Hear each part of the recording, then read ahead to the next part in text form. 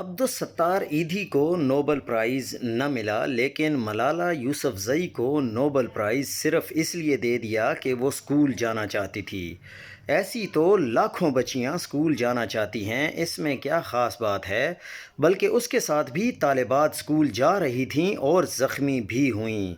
Nobel price اس لیے دیا کہ اسے اسکول جاتے ہوئے طالبان نے مارا۔ ایسے تو اے پی ایس میں سینکڑوں طلباء کو طالبان نے شہید کیا، تو کیا ان طلباء کو کوئی ایوارڈ ملا؟ اس نوبل پرائز کی کوئی وجہ بتا دیں۔ میں آپ کو بتاتا ہوں، پاکستان میں دہشت گردی اور طالبان کی انتہا پسندی کو انٹرنیشنل لیول پر شوکیس کرنا تھا، اس لیے ملالہ کا انتخاب ہوا۔ اس کے والد نے اینٹی طالبان بیانیے کو بچوں کی تعلیم کے ساتھ ملالہ کو جوڑ کر مغربی پروپیگنڈے کو آکسیجن مہیا کر دی، اور مغرب نے نوبل پرائز کا ٹیگ لگا کر اسے کریڈیبلٹی فراہم کی۔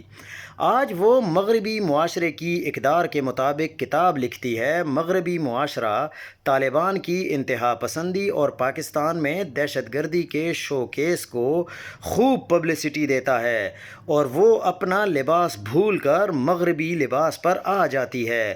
فلاح و بہبود کا دعویٰ کرنے والی مہنگے برطانوی برانڈز پہنتی ہے۔ ہم نے انٹرنیشنل تھنک ٹینک اور این جی اوز کو بہت قریب سے دیکھا ہے۔ یہ مغرب کی بہت بڑی واردات ہے جس کا فائدہ پاکستان جیسے غریب ممالک میں اشرافیہ اٹھاتی ہے۔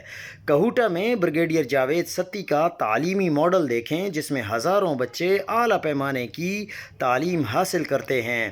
یہاں کے غریب بچوں کی ہینڈ رائٹنگ دیکھیں تو پورے پاکستان میں ایک اسکول بھی اس کا مقابلہ نہیں کر سکتا۔ اور آپ نے بریگیڈیئر جاوید ستی کا نام بھی نہیں سنا ہوگا۔ انہوں نے اپنی پوری زندگی انسانیت کی خدمت پر لگا دی۔ عمران خان نے ان سے ملاقات کی تھی۔